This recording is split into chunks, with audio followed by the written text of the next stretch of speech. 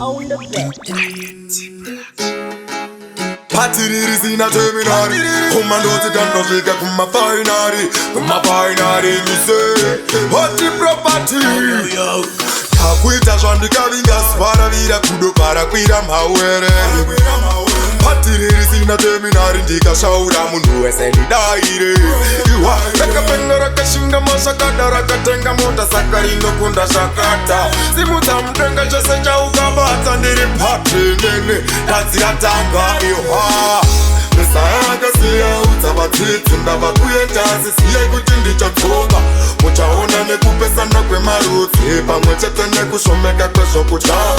Mesayakasiya utsavatitsi ndava kuyendasi siye kuti ndichatsoka Muchaona nekudengeneka kwenyika pamwe chete nezvirwere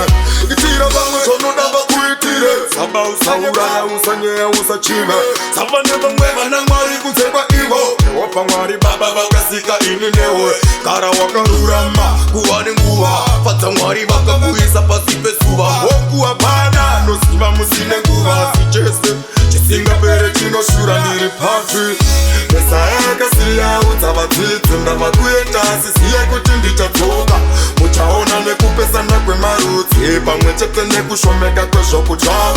Mesayakasiya utsavadzidzi ndava kuendasi siye kuti ndichatsoka Muchaona nekudengenyeka kwenyika pamwe chete nezvirwere Ukamba unougona chikafu ipaiva nenzara chero musati maguta Chese chaunoshuwa usoitirwa newe umeki shuwa ndochanofanira kuita Pfura nzeve panotaura maelda usazoite mbonje paninge ndambakudzwa Maita rake mandiwana ndakura kare kangu ndaifundisa ndichirwa magwiba